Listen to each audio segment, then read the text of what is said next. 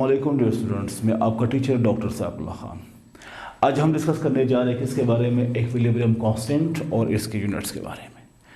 Equilibrium constant last day हम discuss कर चुके थे कि इक्विलिब्रियम कांस्टेंट से मुराद है Kc और हम इसे कहेंगे Kp। Kc is in the form of molarity and Kc is in the form of Kc state. ठीक है, Kp सही। तो Kc हमारे पास किस फॉर्म में है? Kc is in the form of molarity. हम लिखेंगे Kc जो हमारे पास है वो मोलरिटी के फॉर्म में और Kp जो हमारे पास है वो गैसीय स्टेट के फॉर्म में। सही, हमारे पास क्या है? इसके सिंबल्स है किस चीज़ का? इक्विलिब्रियम कांस्टेंट्स का। इक्विलिब्रियम कांस्टेंट्स के हमारे पास यूनिट क्या होते हैं? अब पहली बात तो ये है कि इक्विलिब्रियम कांस्टेंट जो हमारे पास है इसके लिए कौन सा फार्मूला हम ड्राइव कर चुके थे। इसके बारे में एक फार्मूला हम लिख चुके थे कि Kc जो हमारे पास है ये इक्वल है प्रोडक्ट्स अपॉन रिएक्टेंट्स। एक तो हम इसके बारे में ये पढ़ चुके थे कि Kc हमारे पास प्रोडक्ट्स अपॉन रिएक्टेंट्स, इसका एक सिंपल सा डेरिवेशन था जो हम कर चुके थे। इसके अलावा हम इसको यूँ भी कह सकते हैं कि हमारे पास Kc क्या चीज़ है? Kc जनाब वाली हमारे पास जो है वो इक्वल है किस चीज़ का? यहाँ पे लिखेंगे Kc जो है इक्वल है rate constant of forward reaction का, rate constant of forward reaction का divided by rate constant of reverse reaction का या बैकवर्ड रिएक्शन का। चलो मैं लिखूंगा बैकवर्ड रिएक्शन का। सही है, यानी Kc क्या चीज़ है? Kc rate constant of forward reaction divided by rate constant of backward reaction. इससे मुराद क्या चीज़ है? इससे मुराद ये है जितना आपके पास फॉरवर्ड रिएक्शन होगा आफ्टर इक्विलिब्रियम पॉइंट वो कांस्टेंट रहेगा उसका स्पीड, जितना हमारे पास क्या होगा बैकवर्ड डायरेक्शन होगा आफ्टर द इक्विलिब्रियम पॉइंट वो हमारे पास क्या रहेगा? कांस्टेंट रहेगा।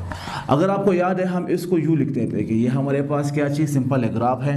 यहाँ पे कंसंट्रेशन ऑफ रिएक्टेंट्स हैं, यहाँ पे क्या चीज़ है? कंसंट्रेशन ऑफ रिएक्टेंट्स है, या हम लिखेंगे रेट ऑफ रिएक्टेंट्स हैं। सही, और ये हमारे पास क्या चीज़ है? यह हमारे पास कंसंट्रेशन या रेट ऑफ प्रोडक्ट्स। चलो मैं यहाँ पे कर लूँगा क्या चीज़? रेट ऑफ रिएक्शन की फॉर्म में लेकर आऊँगा, ये लिखूँगा रेट ऑफ रिएक्शन। क्या चीज़? रेट, क्योंकि हम रेट की बात कर रहे हैं, रेट ऑफ रिएक्शन की बात करूँगा। सही, वर्सेस टाइम, ये हमारे पास क्या चीज़ है? टाइम है। अगर यहाँ से आपके पास रिएक्टेंट्स बिल्कुल जो है रिएक्टेंट्स यहाँ से कम होंगे, डिक्रीज़ होंगे, तो प्रोडक्ट्स यहाँ पे क्या होंगे? इंक्रीज़ होंगे। ये डिक्रीज़, ये इंक्रीज़, तो एक पॉइंट पे जाके ये मिलेंगे। फॉर एग्जांपल ये इस पॉइंट पे मिल जाते हैं, इस पॉइंट पे, ये वाली पॉइंट क्या कहलाएगा? ये वाली पॉइंट जहाँ पे मिलते हैं ये वाली पॉइंट हमारे पास कहलाएगा इक्विलिब्रियम पॉइंट। क्या कहलाएगा? बल्कि मैं लिखूँगा ये हमारे पास होगा इक्विलिब्रियम पॉइंट होगा। क्या होगा? Equilibrium point. After equilibrium point rate constant of forward, जो यहाँ से हमारे पास आ रहे हैं फॉरवर्ड रिएक्शन, जो यहाँ से हमारे पास आ रहे हैं बैकवर्ड, दोनों की जो रेट है वो क्या होगी? वो हमारे पास यहाँ पे कांस्टेंट रहेगी। क्या रहेगी? हमारे पास कांस्टेंट रहेगी। तो क्या कहलाएगा हमारे पास? ये Kc ही कहलाएगा। मैं आपसे कहूँगा रेट ऑफ फॉरवर्ड रिएक्शन जो है वो कांस्टेंट है और रेट ऑफ बैकवर्ड रिएक्शन हमारे पास कांस्टेंट है। आफ्टर द इक्विलिब्रियम पॉइंट ये हमारे पास क्या कहलाएगा? Kc कहलाएगा। इसको डिफाइन कैसे करेंगे? इसको हम डिफाइन करेंगे जनाब वाली इस तरह। डेफिनेशन हमारे पास कैसा आएगा? द इक्विलिब्रियम कांस्टेंट, लिखते हैं द इक्विलिब्रियम कांस्टेंट,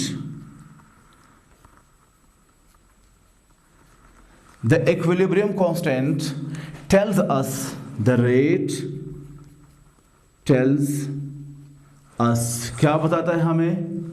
ये बताता है the rate of, या the rate constant क्या बताता है? ये बताता है the rate constant, बताता है the rate constant of different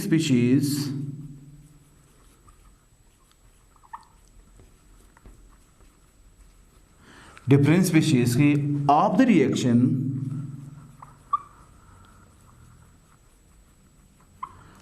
reaction at both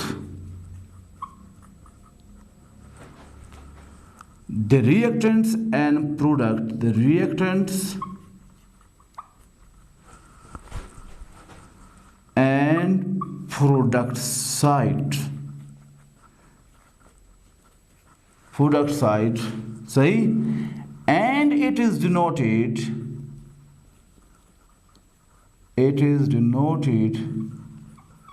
by Kc or Kp. Kc in the form of what? Kc in the form of molarity और Kp in the form of gaseous state. क्या कहलाएगा ये overall? ये is called, हमारे पास कहलाएगा, क्या कहलाएगा? Equilibrium constant कहलाएगा। इक्विलिब्रियम कांस्टेंट कहलाएगा। सही है। तो ये हमारे पास क्या चीज़ है? ये इक्विलिब्रियम कांस्टेंट के बारे में हमने लिखा कि इक्विलिब्रियम कांस्टेंट होता क्या चीज़ है। ये इसको डिनोट करते हैं हम किस चीज़ से? Kc से और Kp से। In the form of molarity हम डिनोट करते हैं Kc से, in the form of gaseous state हम डिनोट करते हैं किस चीज़ से? Kp से डिनोट करते हैं। ठीक है। इसके लिए हमारे पास सिंपल सा फॉर्मूला हम ड्राइव कर चुके थे कि Kc is equal to products upon reactants.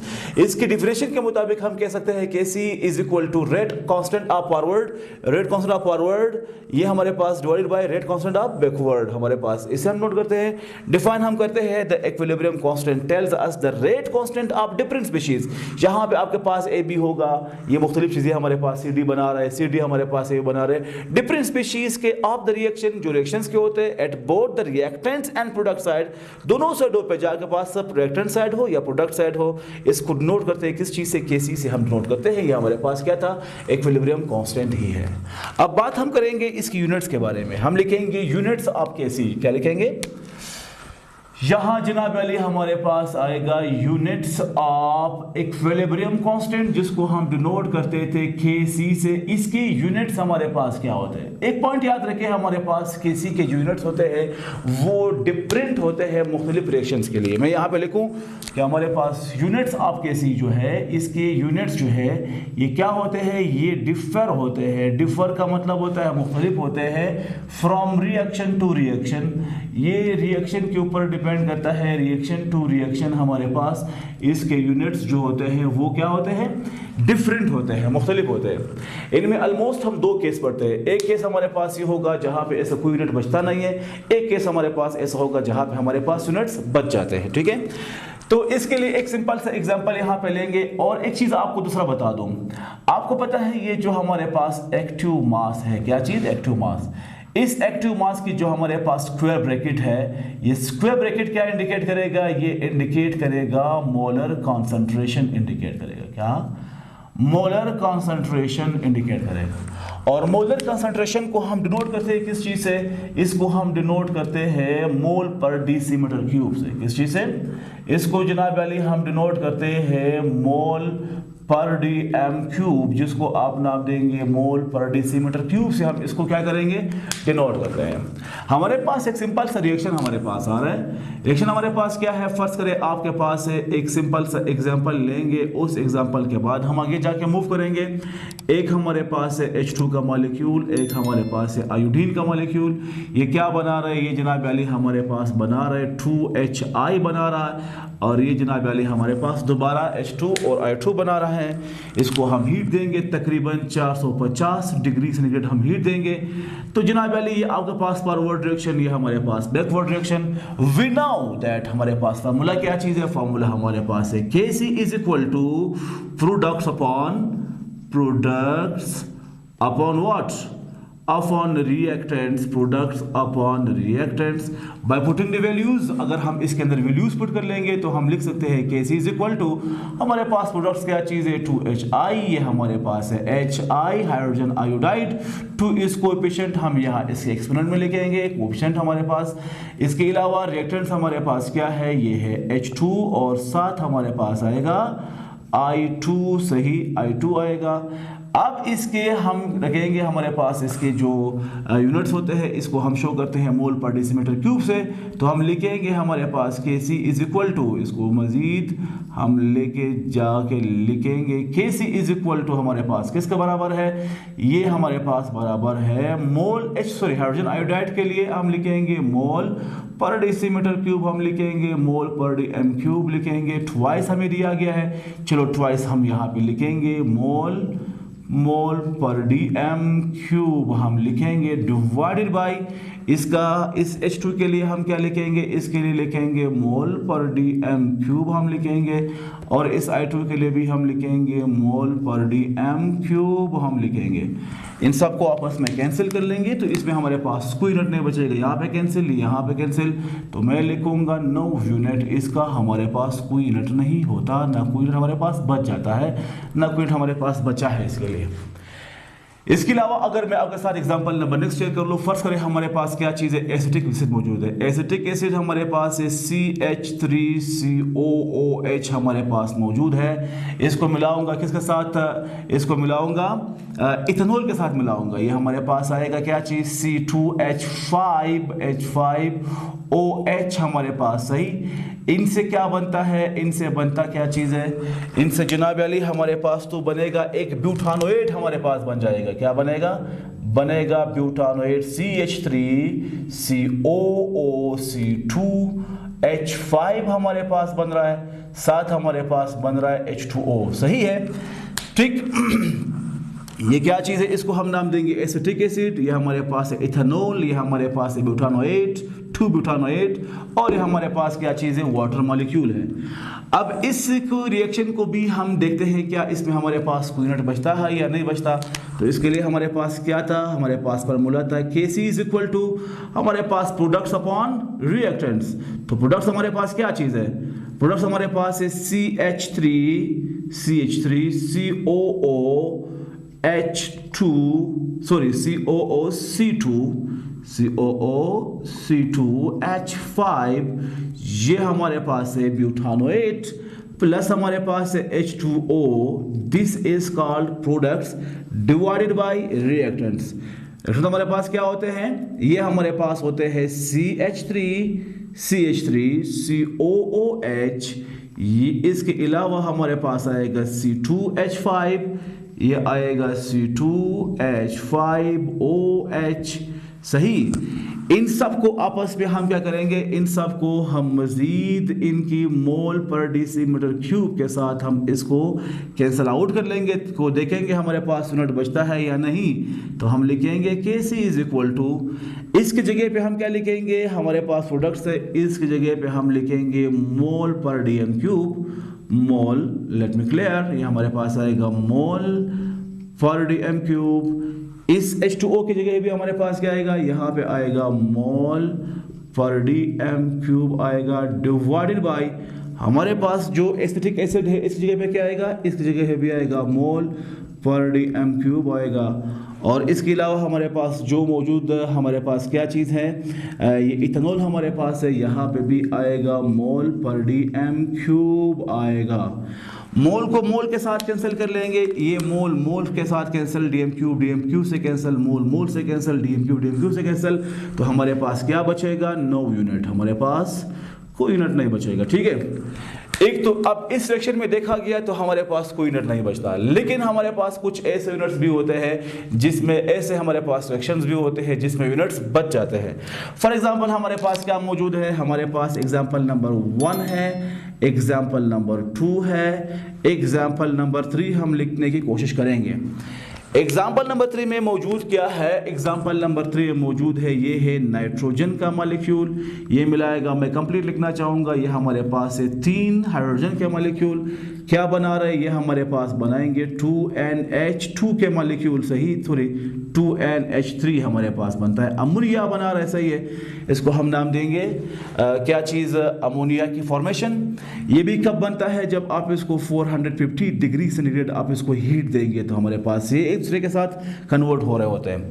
तो हमारे पास फार्मूला क्या था, फार्मूला हमारे पास है Kc इज इक्वल टू, क्या है हमारे पास Kc, चलो लिखेंगे Kc इज इक्वल टू हमारे पास आएगा प्रोडक्ट्स अपॉन रिएक्टेंट। प्रोडक्ट्स हमारे पास क्या चीज़ है, प्रोडक्ट्स है हमारे पास NH3 हमारे पास है प्रोडक्ट्स, ये 2 आएगा कोएफिशिएंट में डिवाइडेड बाय हमारे पास आएगा N2 रिएक्टेंट्स हैं, N2 हमारे पास रिएक्टेंट, और फिर हमारे पास है H3, ये हमारे पास आ गया H3, 2 हमारे पास आ रहा है कोएफिशिएंट, ठीक है।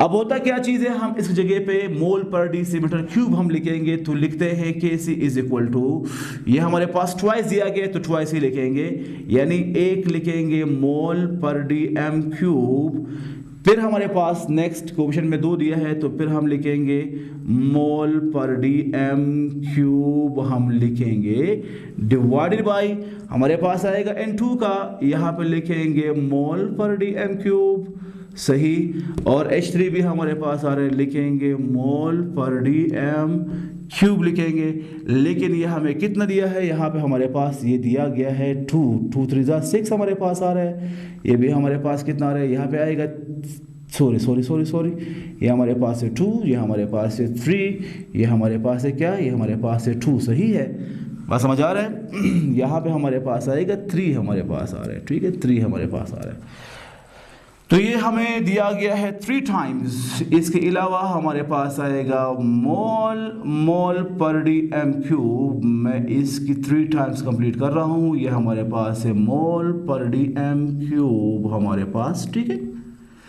अब देखते हैं हमारे पास ये मोल के साथ कैंसिल, ये डीएम क्यूब के साथ कैंसिल, मोल से कैंसिल, डीएम क्यूब कैंसिल, तो हमारे पास क्या बच जाता है, हमारे पास इसके यूनिट्स बच जाते हैं, कितने, 2 एक्स्ट्रा यूनिट्स हमारे पास बच जाते हैं, तो हम कहेंगे इसमें क्या बचेंगे, इसमें जनाब अली हमारे पास अगर हम उसको ऊपर लेकर जाएंगे तो कैसे बनेगा, हमारे पास इसके जो यूनिट्स बनते हैं 2 मोल, कितने बनते हैं, 2 मोल पर डी एम क्यूब, ये 3 है हमारे पास, इसको हम मल्टीप्लाई करेंगे 2 के साथ तो आएगा हमारे पास क्या चीज़, 6 आएगा, -6 हमारे पास आएगा, तो 2 मोल पर डी एम क्यूब हमारे पास यूनिट्स इसमें रिमेन हो गए, इसमें यूनिट्स रिमेन हो गए।